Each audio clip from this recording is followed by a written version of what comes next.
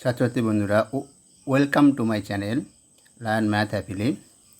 দেখো, আজকে আমরা যে বিষয় নিয়ে আলোচনা করব সেটা হচ্ছে বৃত্তের পরিধি। এখানে কোষে দেখি 16 এই অধ্যায়টা আলোচনা করব। এই অধ্যায়ের 19 আর 20 এই দুটো দাগ। এখানে এমসিকিউ আছে আর এসে টাইপ প্রশ্ন আছে। এই দুটো দাগ আমরা আলোচনা করব। এই ধরনের মানে এমসিকিউ টাইপ এবং এসে টাইপ প্রশ্নের যে ভিডিওগুলো আমরা আপলোড করেছি আর অন্যান্য চ্যানেলগুলো যারা দেখোনি এখনই ওটা দেখে নিতে পারো। সেগুলোর ভিডিও তোমরা এই ডান দিকের আই বাটনে আমরা দিয়ে দেবো প্লেলিস্ট আকারে, বা ভিডিও শেষে পেয়ে যাবে। দেখো, তাহলে আজকে যেটা নিয়ে আলোচনা করব, চলো তাহলে আজকে শুরু করা যাক। পাশে কিন্তু তোমরা বইটা রাখো, তাহলে সুবিধা হবে, মানে প্রশ্নগুলো দেখবে আর তার সঙ্গে সঙ্গে এখানে সলিউশনটা। দেখো, প্রথম যে অঙ্কটা আছে, প্রথম যে প্রবলেমটা সমস্যাটা আছে সেটা হলো কি, একটা ঘড়ির কাঁটা ও একটি মিনিটের কাঁটার গতিবেগের অনুপাত 19/1 অনুপাত কী হবে সেটা জানতে চাই। 4টে অপশান আছে, কোনটা হবে, তাই তো? কী করে করবে, এটাই তো প্রশ্ন। প্রথম প্রশ্ন, কী করে করব আমরা, সেই প্রসেসটা এখানে দেখানো হয়েছে। সেই জন্য তোমাদের বড় মনে হতে পারে যে মাল্টিপল চয়েস কোশ্চেন আমি কেন এইভাবে লিখব। এইভাবে লেখার প্রয়োজন নেই। মাল্টিপল চয়েস কোশ্চেন তো শুধুমাত্র জিনিসগুলো শুধু উত্তরটাই লিখে দিলে হয়, তাই না? কিন্তু যে পদ্ধতিতে করতে হবে সেই প্রসেসটা তো দেখাতে হবে। নাহলে যদি এই প্রশ্নটা যদি তোমাদের 1 নাম্বার বা 2 নাম্বারের সংক্ষিপ্ত উত্তর এই প্রশ্ন যদি চলে আসে, তখন তো করে দেখাতে হবে, তাই না? সেই জন্য আমি সেইভাবেই করে দিয়েছি, ঠিক আছে? তোমরা এমসিকিউর জন্য শুধু রাফে ক্যালকুলেশনটা করে নেবে, করে উত্তরটা বলে দেবে। তাহলে চলো দেখো, তাহলে ঘড়ির কাঁটা, দেখো ঘড়ির ঘন্টার কাঁটা 12 ঘন্টায় অতিক্রম করে কত? 360 ডিগ্রি পথ অতিক্রম করে, কৌণিক পথ। আবার আরেকভাবে করা যায়, সেটা হলো যদি ঘড়ির কাঁটার যদি দৈর্ঘ্য দেওয়া থাকে, তখন আমরা সে কতটা বৃত্তাকার পথ, মানে ঘড়ির কাঁটা যখন ঘোরে, এইভাবে তো ঘোরে, এবার ঘুরে ঘুরে যায়, মানে একটা বৃত্ত তৈরি করে। তার মানে তার যে কাঁটার শেষটা একটা বৃত্ত তৈরি করলে মানে কতটা বৃত্তাকার পথ যায়, সে ওই ওই বৃত্তের যে পরিধি সেই বৃত্তাকার পথটা সে অতিক্রম করে। আর পরিধি মানে 2πr, আর আরটা কি, ওই কাঁটার দৈর্ঘ্যটা। এখানে যেহেতু কাঁটার দৈর্ঘ্য দেওয়া নেই, তাহলে এখানে আমরা কীভাবে করব, এখানে গতিবেগটা কীভাবে বার করব, এখানে কৌণিক পথটা কতটা যায় দেখব। মিনিটের কাঁটা কতটা কৌণিক পথ যায় কত সময়ে, আর ঘন্টার কাঁটা কতটা কৌণিক পথ যায় তোমার কতটা সময় লাগে, সেইটা আমরা বার করব। এই হচ্ছে ব্যাপার। ঘন্টা কাঁটা আমরা কী জানি, 12 ঘন্টায়, পুরো 12 ঘন্টা সে এক পাক ঘুরতে পারে। এক পাক ঘোরা মানে কত, 360 ডিগ্রি পথ যাবে, তাই তো? আর তাহলে 1 ঘন্টায় সে কত যাবে সেটা বার করে, মানে গতিবেগটা বার করতে হবে। 1 ঘন্টায় কতটা অতিক্রম করে সেটা বার করে নেওয়া হলো, ঠিক আছে? 360/12 ডিগ্রি পার ঘন্টা, এইটাই এতটা পথ অতিক্রম করে, মানে তখন তার গতিবেগ হয়ে যাবে অতটা পথ অতিক্রম। 1 ঘন্টায় সে 360/12 এত ডিগ্রি পথ অতিক্রম করে। আর মিনিটের কাঁটা কী করে, মিনিটের কাঁটা 1 ঘন্টায় অতিক্রম করে 360 ডিগ্রি, ঠিক আছে? এইটা তাহলে মিনিটের কাঁটার গতিবেগ কত, 360 ডিগ্রি পার ঘন্টা। আর ওর গতিবেগ, ঘন্টার কাঁটার গতিবেগ 360 ডিগ্রি বাই 12, 360/12 ডিগ্রি পার ঘন্টা, এটাই। তাহলে এই দুটো গতিবেগের অনুপাতটা তাহলে কী হবে, অনুপাতটা এটাই, 360/12 = 360। তার মানে সেটা করলে কত দাঁড়ায়, 1:12। তাহলে উত্তরটা হবে এ। বুঝতে পারলে নিশ্চয়ই? আচ্ছা, এবারে চলো পরবর্তী যে অঙ্কটা আছে। পরবর্তী অঙ্কটা কী বলেছে, একটা বৃত্তাকার পার্ক সম্পূর্ণ একবার পরিক্রমা করতে সময় πx/100 মিনিট সময় লাগে। পার্কটি সোজাসুজি ব্যাস বরাবর অতিক্রম করতে সময় লাগবে। 4টে অপশান দেওয়া আছে, কী হবে?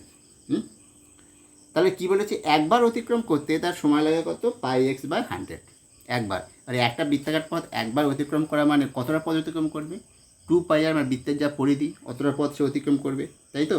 ও 2πr পথ অতিক্রম করতে তার সময় লাগে πx/100। আর পার্কটি সরাসরি যদি ব্যাস বরাবর যেত, ব্যাস মানে কি 2r, তাই 2r পথ কতটা যায় সেটাই বার করতে হবে। এটাই হচ্ছে প্রশ্ন, মানে সেটাই যেতে কত সময় লাগবে। তাহলে দেখো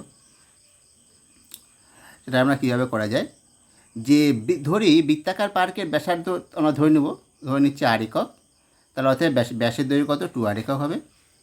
আর বৃত্তাকার পার্ক সম্পূর্ণ একবার পরিক্রমা করতে কত সময় লেগেছে, সময় πx/100 মিনিট সময় লাগে। তাহলে অর্থাৎ এর মান হলো 2πr একক দৈর্ঘ্য অতিক্রম করতে সময় লাগে πx/100 মিনিট, তাই তো? তাহলে এবারে 2r একক দৈর্ঘ্য অতিক্রম করতে কত সময় লাগবে, 2r মানে যে ব্যাসটা তো আমরা জানি, তাহলে πx/100/2πr × 2r।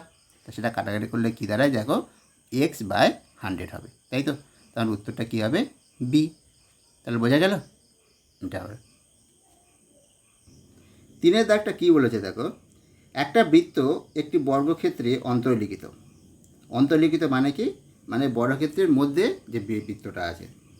এবার বর্গক্ষেত্রের বাহুর দৈর্ঘ্য 10 সেমি, তাহলে বৃত্তের ব্যাসের দৈর্ঘ্য কত হবে? দেখো, যখন একটা বর্গক্ষেত্রে একটা বৃত্ত অন্তর্লিখিত হয়, তখন সেই বর্গক্ষেত্রে মানে সেই বৃত্তের ব্যাসের দৈর্ঘ্যটাই হয় সেই বর্গক্ষেত্রের বাহুর দৈর্ঘ্যের সঙ্গে সমান। তাহলে আমরা ব্যাসের দৈর্ঘ্য পেয়ে যাব।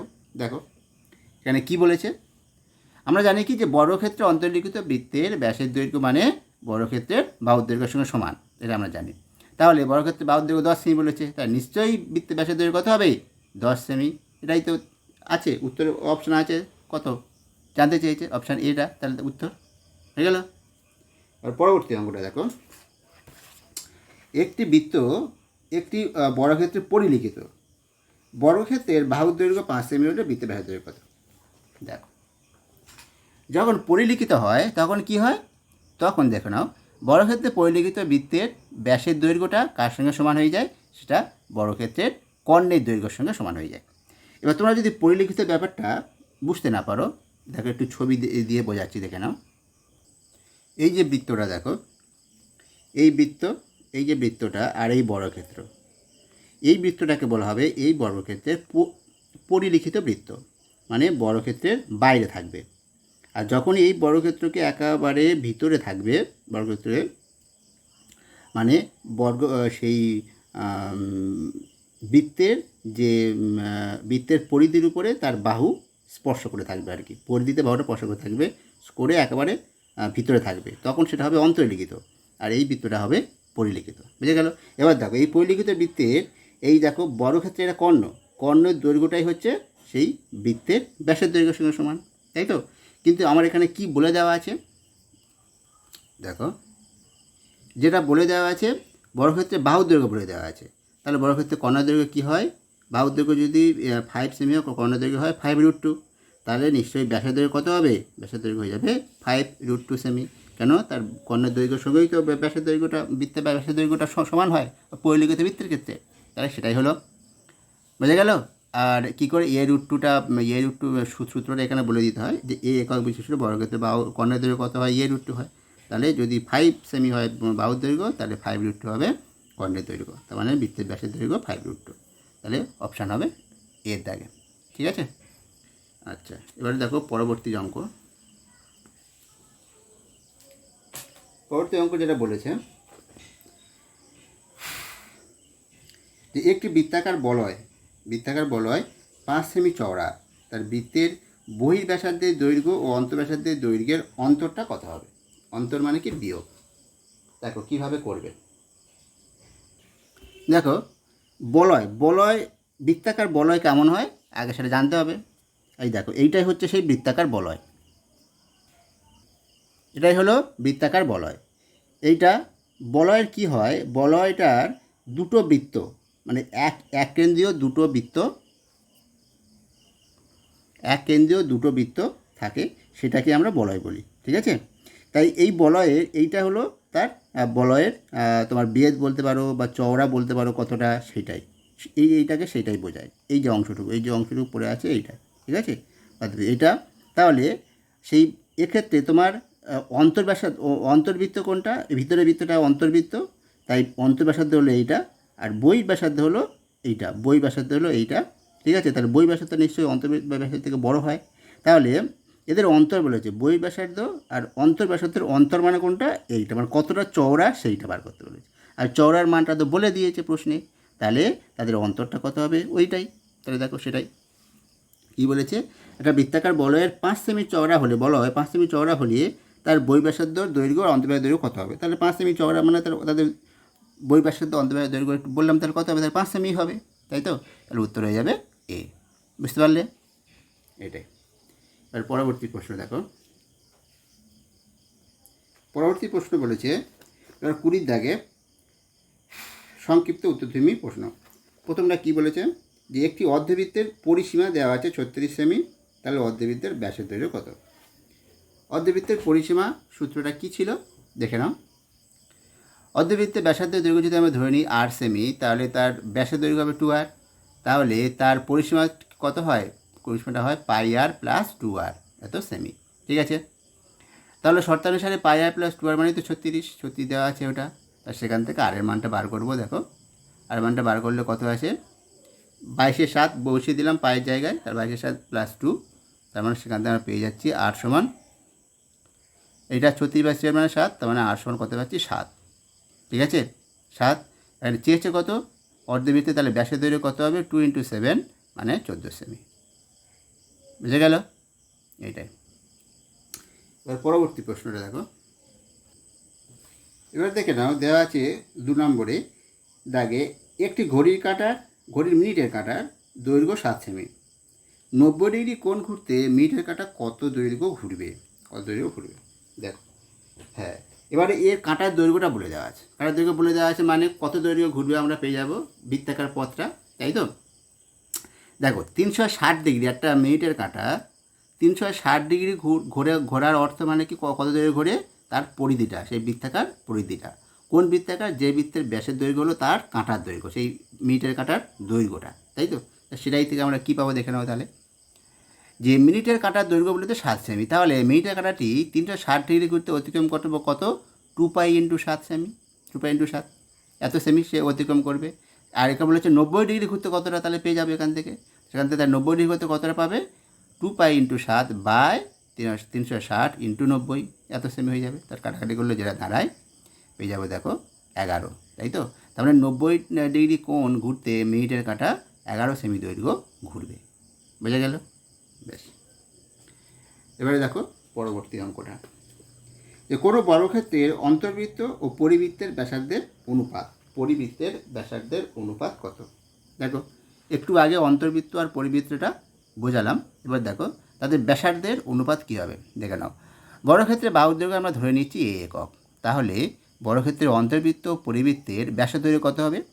অন্তর্বৃত্তের ক্ষেত্রে বর্গক্ষেত্রে যে বাহুর দৈর্ঘ্য সেটাই তার ব্যাস হয়, আর পরিবৃত্তের ক্ষেত্রে যে কোণটার ব্যাস, তাহলে ব্যাসের দৈর্ঘ্য হয়ে যাবে a আর a√2, পরিবৃত্তের a√2। এই হয়ে গেল। ব্যাস যদি পেয়ে যায় তাহলে ব্যাসার্ধ পেয়ে যাবো। ব্যাসার্ধ তাহলে কোনটা? অন্তর্বৃত্তের ক্ষেত্রে হবে a/2, পরিবৃত্তের ক্ষেত্রে হবে a√2/2। তাদের অনুপাতটাও জানতে চাইছে, তাদের অনুপাতটা কী হবে তাহলে দেখে নাও। a/2 a√2/2, তার মানে 1:√2, এটাই তাহলে অনুপাত হয়ে যাবে। হলো? এবারে দেখো পরবর্তী প্রশ্ন, একটি ঘড়ির মিনিটের কাঁটার দৈর্ঘ্য 7 সেমি বলে দিয়েছে। এবার 15 মিনিটে কাঁটাটি কত দৈর্ঘ্য ঘুরবে সেটা বার করতে হবে। দেখে নাও কী করে করব। আমরা কি জানি যে ঘড়ির মিনিটের কাঁটার দৈর্ঘ্য 7 সেমি বলে দেওয়া আছে, তাহলে এখান থেকে আমরা কী পেতে পারি? এখান থেকে যেটা আমরা পাবো যে মিনিটের কাঁটা, তাহলে 1 ঘন্টায় আমরা কত জানি? 1 ঘন্টায় সে কতটা ঘুরবে? যে পরিধিটা, মিনিটের কাঁটা বৃত্তের মানে যে বৃত্তটা তৈরি করে মিনিটের কাঁটাটা, সেই বৃত্তের পরিধি মানে বৃত্তের কাঁটার দৈর্ঘ্যের সঙ্গে 2π গুণ, তা 2π × এত সেমি, সে 1 ঘন্টা। 1 ঘন্টা মানে কি 60 মিনিটে এতটা ঘুরবে। তাহলে জানতে চাইছে 15 মিনিটে কত দৈর্ঘ্য ঘুরবে, সেটা বার করতে নেব সহজে। তাহলে মিনিটের কাঁটা 15 মিনিটে ঘুরবে, তাহলে কতটা? ওই 2π × 7/60 × 15, তার মানে কত হয়ে আছে দেখো, কাটাকাটি করলে দাঁড়াবে 11 সেমি। ঠিক আছে, এতটা সে ঘুরবে। এর পরবর্তী যে অঙ্কটা আছে দেখে নাও, যে একটি বৃত্তের ব্যাসের দৈর্ঘ্য এবং একটি বর্গক্ষেত্রের বাহুর দৈর্ঘ্য সমান, তাহলে তাদের পরিসীমার অনুপাতটা কত? ব্যাসের দৈর্ঘ্য আর বর্গক্ষেত্রের বাহুর দৈর্ঘ্য। দেখো বৃত্তটির ব্যাসের দৈর্ঘ্য আমরা ধরে নিয়েছি r একক, তাহলে বর্গক্ষেত্রের বাহুর দৈর্ঘ্য ধরে নেওয়া হলো a একক। তাহলে বৃত্তটির ব্যাসার্ধ দৈর্ঘ্য r একক, তাহলে ব্যাসের দৈর্ঘ্য কত হবে? 2r একক, আর পরিসীমা তাহলে কত হবে? 2πr একক। এবং বর্গক্ষেত্রটির পরিসীমা কত হবে? 4a একক হয়ে যাবে। তাহলে শর্তানুসারে আমরা কি শর্তানুসারে দেওয়া আছে বৃত্তটির ব্যাসের দৈর্ঘ্যের সঙ্গে বর্গক্ষেত্রের বাহুর দৈর্ঘ্য সমান দেওয়া হয়, তাহলে 2r সমান a। তাহলে বৃত্ত বর্গক্ষেত্রটির পরিসীমার যে অনুপাত, তাহলে কী হবে পরিসীমার অনুপাত? তাহলে 2πr/4a। এখান থেকে 2r এর জায়গায় বসে দেবো কি? a, 2r এর জায়গায় a বসবে, তাহলে πa/4a। তাহলে a প্রথমে কেটে গেল, তাহলে π/4, তার মানে পাই মানে যদি 22/7 বসাই তাহলে চলে আসবে 22/7/4। এবার 2 দিয়ে ভাগ করলে 11/7/2, আবার যদি 7 দিয়ে গুণ করলে 11/14, মানে 11/14। ঠিক আছে, উত্তর এটাই তাহলে অনুপাতটা হয়ে যাবে, নির্ণয় অনুপাত। আশা করি বুঝতে পেরেছ। এই ছিল সব অঙ্ক আজকে যেগুলো আমাদের পড়ানোর কথা ছিল, সেগুলো আমরা কমপ্লিট করলাম। তোমাদের কেমন লাগলো ভিডিওটি একটু কমেন্ট করে জানাও, ঠিক আছে? তাহলে আমাদের সুবিধা হয় জানতে কেমন ভিডিওটা হচ্ছে। আর ভালো লাগলে লাইক দিও আর সাবস্ক্রাইব করে নিও চ্যানেলটা। এই ধরনের ভিডিও আমরা আপলোড করতে থাকবো। ভালো থেকো।